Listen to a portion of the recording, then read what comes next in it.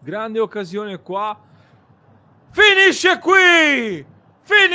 qui, Inter batte Empoli 2-0, un altro mattoncino per togliersi di dosso quelle scorie rimaste prima della sosta e si riparte subito con una vittoria, un altro passo verso questo scudetto, 11 punti all'obiettivo oppure 3 vittorie, se facciamo questo filotto per chiuderla nel derby, magari, chissà, lo vedremo. Di Marco, Alexis Sanchez, la decidono loro, una partita trappola in un turno di campionato in cui si è visto che questi punti pesano e pesavano per tante squadre, tanti pareggi in zona retrocessione, l'Empoli organizzato come lo sono le squadre di Nicola, sempre insidioso, l'Inter la apre all'inizio, la tiene forse un po' troppo aperta dentro la gara, qualche giocatore un po' stanco, forse in alcuni momenti un po' di ferocia è mancata, poi la chiude Alexis Sanchez, gestione importante, è chiaro che il livello dell'Inter nettamente superiore a quest'Empoli, 2-0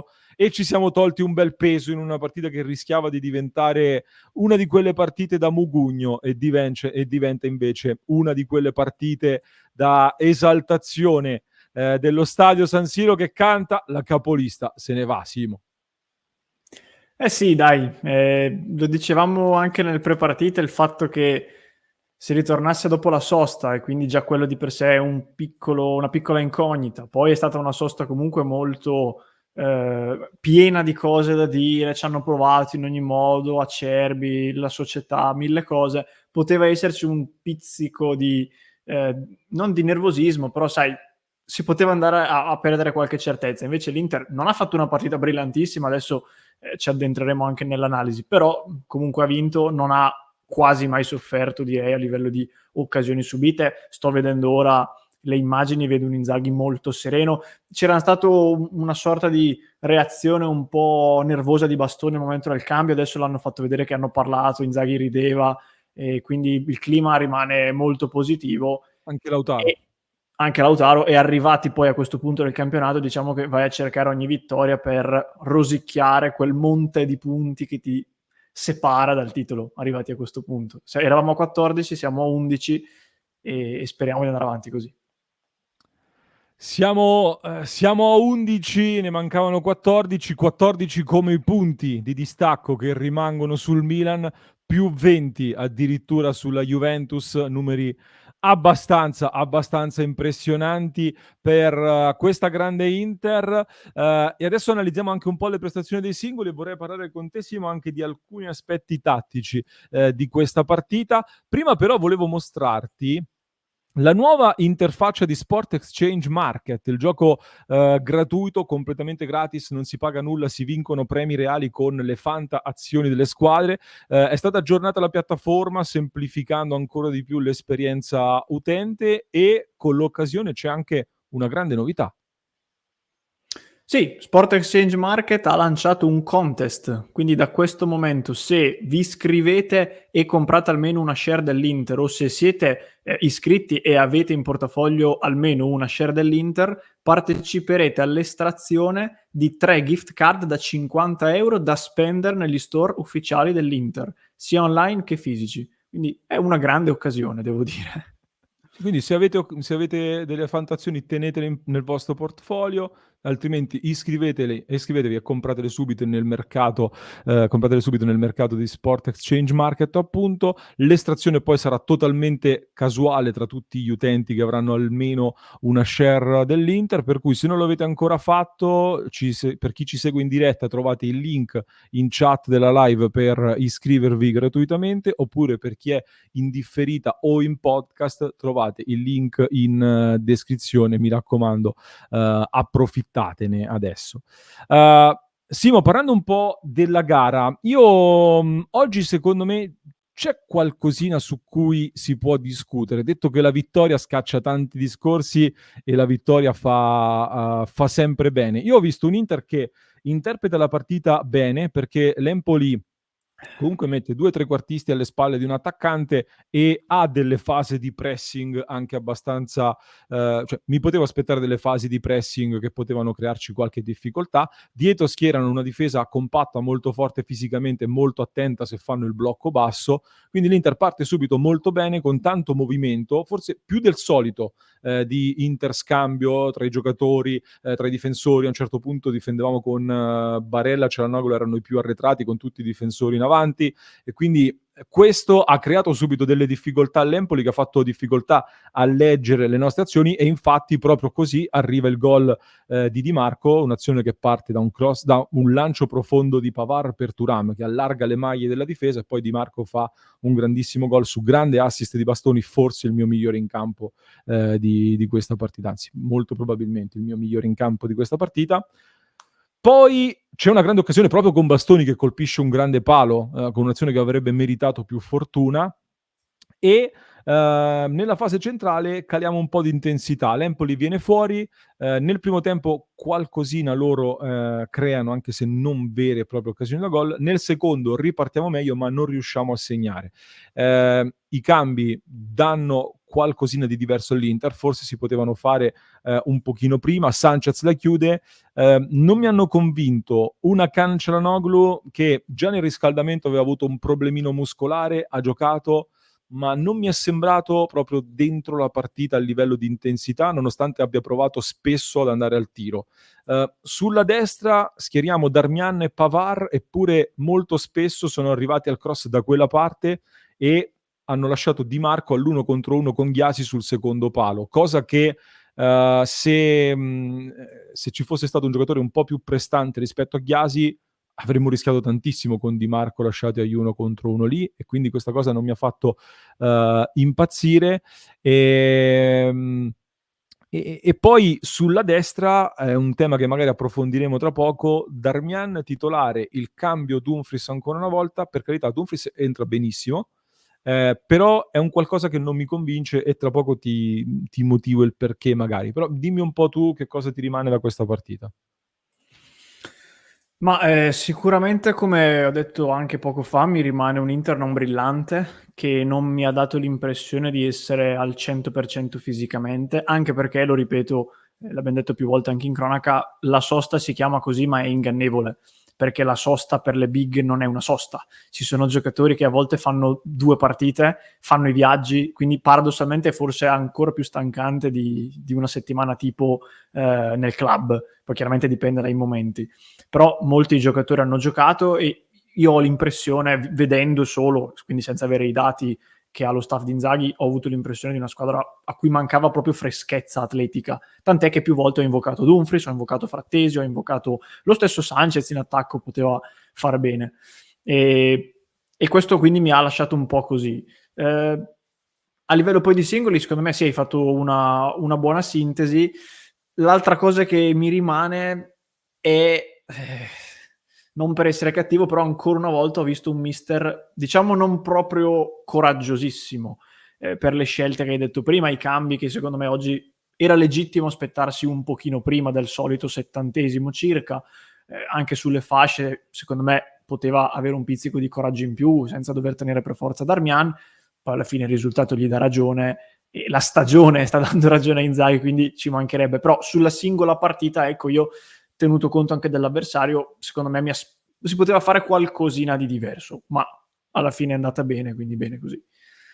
Anche perché aggiungo, condivido allora, un commento che sto leggendo molto mentre siamo live, adesso li leggo, però non abbiamo preso gol, quindi va tutto bene. Per me questo non è così, nel senso che comunque le partite vanno sempre analizzate al 100%, e il fatto che non si sia preso gol è sicuramente una nota positiva all'ennesima partita. Tra l'altro Audero 2 partite su 2 in campionato senza subire gol, Lecce in trasferta ed Empoli in casa. Però con tutto il rispetto affrontavamo una squadra che in tutta la stagione ha segnato 22 gol, e Lautaro Martinez, che oggi rimane a secco per la terza partita consecutiva in campionato, da solo ne ha segnati 23. Questo ci dà la dimensione di una squadra che, diciamo, non ha proprio un grande attacco, quindi non dico che la notizia sarebbe stato prendere gol, ma comunque contro questo attacco qui, ecco, non dico che sia normale non prendere gol, però non abbiamo affrontato il Barcellona a livello di produzione offensiva. Comunque, bene così, bene la vittoria. Dicevo sull'attacco, sulla corsia di destra, non mi convince tanto questa scelta di Darmian a destra titolare, perché comunque va bene che ha fatto bene, ok, però nel momento in cui hai Dumfries e Buchanan io comincerei a volerlo integrare in vista anche della prossima stagione, sarei curioso di vederlo. Se punti su Darmian titolare e poi il cambio Dumfries, Buchanan ovviamente non lo vedremo più. Io non sono uno di quelli che vogliamo vedere Buchanan a tutti i costi perché è nuovo. Però ecco, sulla destra oggi a livello difensivo comunque qualcosina abbiamo subito lo stesso, nonostante un atteggiamento un po' più difensivo, e davanti qualcosina ci è mancato a chiudere sul secondo palo in termini di costruzione. Poi Dumfries ancora una volta entra a gara in corso, oggi è entrato bene e fa subito l'assist decisivo. Ringrazio un attimo il nostro Alex Docet, complimenti cugini interisti, onore a voi, grazie di cuore Alex per sempre il grande supporto, come il nostro De Pica Pica che al fischio finale ci supporta sempre tantissimo, e se ne va la capolista, grazie di cuore al nostro De Pica Pica. Franco Marelli, grazie di cuore, mitico Franco. Dimash, Nino Maraviglia, e la vittoria fondamentale è nostra, tutti uniti verso il nostro obiettivo. 8 ore di fusi sono al lavoro ma non posso non festeggiare con voi. Grande Franco, grazie di cuore davvero. Simo, ti lascio se vuoi aggiungere qualcos'altro, specifico solo che non è una critica, è analizzare la partita, però se vogliamo dire tutto bene, tutto perfetto, fantastici Globetrotters, su questa partita non sono d'accordo. Sulla stagione assolutamente sì, io sono il primo a dire che la sconfitta di Madrid mi ha fatto male per 48 ore, ma 48 ore dopo ero di nuovo esaltato per una stagione straordinaria che sta facendo l'Inter. Sì, e io con te. Sì, sono analisi, sono osservazioni, spunti di dibattito, molto semplicemente. Io riflettevo un attimo sul fatto che a volte ho l'impressione che si ragioni molto nell'ottica di capire come non soffrire contro l'avversario quando si vanno a muovere le pedine, a cambiare i giocatori. Diciamo che in un Inter-Empoli mi piacerebbe avere un po' più di serenità nel pensare non tanto a come non soffrire l'Empoli, ma a come ribaltare un eventuale punto di forza dell'Empoli per girarlo a nostro favore. Cioè, tradotto, nel primo tempo loro hanno attaccato molto sulla nostra destra, mi piacerebbe di più che si iniziasse a dire non tocchiamo Darmian perché ci dà copertura, ma mettiamo Dumfries così cominciamo a imporci anche noi. In alcune partite si può fare. Io rimando semplicemente alla valutazione a settimana prossima. Adesso ci sarà una settimana di lavoro appunto nel club, senza viaggi internazionali, senza partite eccetera. Spero che la condizione venga un po' fuori, e poi semplicemente, ecco, visto poi quello che hanno fatto i cambi, quello che dicevamo a inizio partita e anche all'intervallo, si è visto in campo. I giocatori, alcuni giocatori dalla panchina con un po' più di gamba possono dare una mano in maniera tangibile, e non a caso assist di Dumfries, gol di Sanchez, Frattesi è entrato con voglia, Carlos Augusto pure, quindi in alcune partite un po' più di serenità nel pescare dalla panchina, ma senza far drammi, proprio con grande tranquillità. No, infatti io per chiudere dico solo che stasera era una partita in cui era fondamentale, era molto importante vincere, perché arrivavi dopo Madrid, dopo Napoli, c'è stata la sosta che, come dicevo, per me era una sosta importante per staccare un attimo la spina con tutti i giocatori, gran parte dei giocatori che sono andati in giro per il mondo, quindi bene così. Torni, era importante lanciare subito un messaggio, tenere il Milan lì sotto, perché già il Milan con la vittoria a Firenze avevo risentito qualcuno alzare un po' la cresta, quindi ritenerli lì a meno 14 era molto importante, e Inzaghi ci ha insegnato quest'anno che va avanti con la linea prudenziale del partita per partita, giochiamo ogni singola partita del campionato come fosse una finale, e quindi vado sulle mie certezze e me la gioco così, e quindi questa è l'idea di Inzaghi, e la sta portando con un'altra vittoria, quindi gli sta dando ragione. Questa vittoria resetta un pochino tante cose, secondo me. quindi tra una settimana contro l'Udinese qualche passo in avanti lo vedremo. Sui due attaccanti ho letto tanti commenti. Lautaro Thuram rimangono a secco anche oggi. Credo che delle responsabilità ci siano anche in un centrocampo che oggi non era sicuramente al livello del miglior centrocampo nella storia dell'Inter, per cui qualche attenuante la do. Sono mancati un po' di rifornimenti oggettivamente agli attaccanti, che hanno dovuto molto lavorare per favorire i compagni di squadra o venendo incontro, e sono due giocatori che forse hanno bisogno di essere proprio tirati al lucido per far vedere il loro meglio.